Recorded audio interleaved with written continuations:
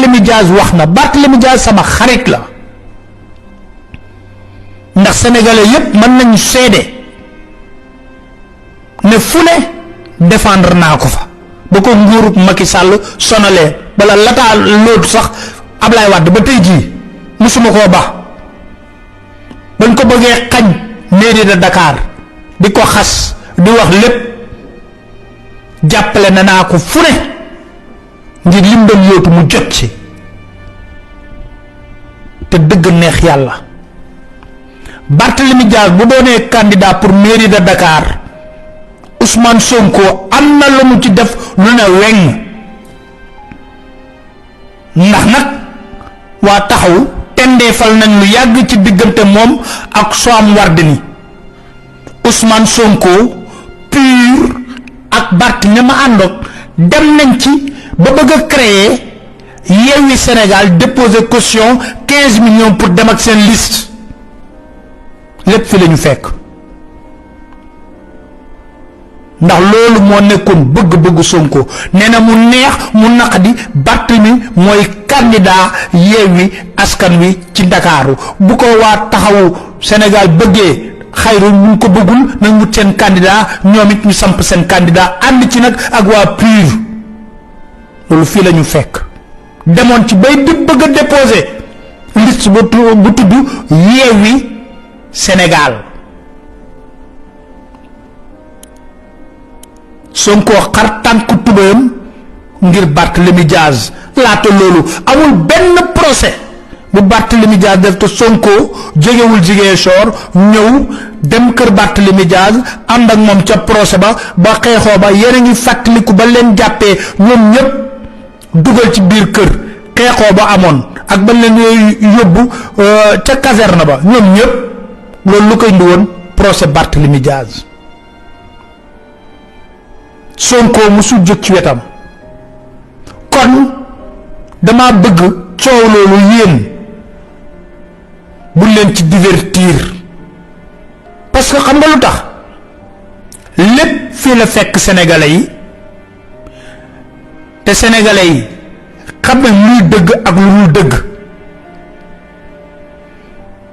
rencontre Barthélémy Diaz Macky Sall waaw Ousmane Sonko yëg na ko parce que Barthélémy Diaz moo woo Ousmane Sonko wax na ko dama war a gisanteeg Macky Sall gise bi ni mu demee du ma tudd tur dafa am xaritu Amadou Sall buy liggéeyee ci benn banque kooku tamit xaritu Barthélémy Diaz la Amadou Sall dem gisi Barthélémy Diaz du benn yoon du ñaari yoon parce que wax dëgg bu jotee nañ ko wax rek te dee parce que loolu moo am solo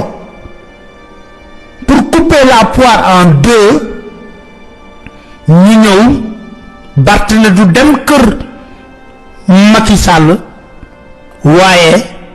mën naa ñëw kër Amadou Sall kooku fexe ba Barth ñëw kër Amadou Sall Macky Sall jóge këram ñëw fekk Barthélémy Diaz kër Amadou Sall bi mu am fii ci Mermoz looloo dëgg noonu la mbir yi demee ñu waxtaan fa lañ fay waxtaan boobu dialogue amagul dara amagul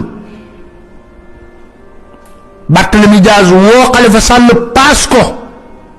kii nga xam ne moo di Macky Sall ñu wax la ñuy wax mu bëgg koo jox Sonko Macky Sall bañ lànk ne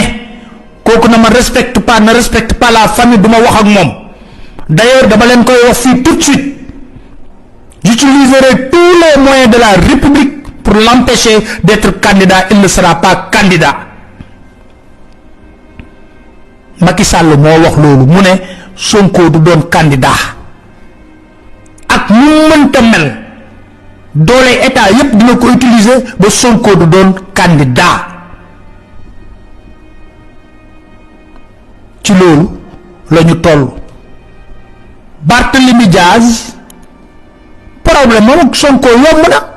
dafa dem ci Ousmane Sonko ne ko bul doon candidat 2024 demal nga bootu ci ginnaaw Khalifa Ababacar Sall moom dina doon candidat ca booba bu Khalifa gagné mën na laa nommer sax premier ministre yow Khalifa Sall ci boppam benn mandat lay def foofu dinaa fa taxaw ndax Khalifa Sall musul wax kenn ne benn mandat lay def te gëw ma sax ne moom loolu la wax Barthélémy Dias ne ko benn mandat lay def gëw ma loolu.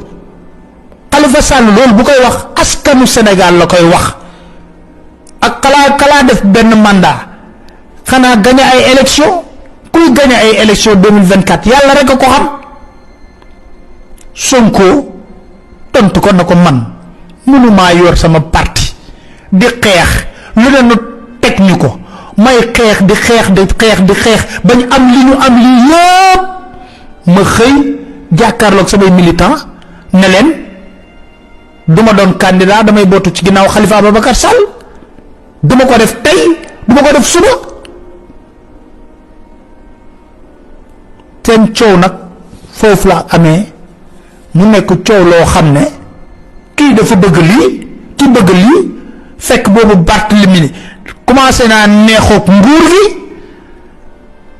di mooyu waaye nag li ñuy fàtte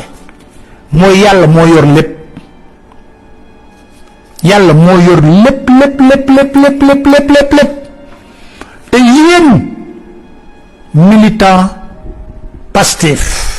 yéen patriotes yi 2024 élection faj mer la régler définitivement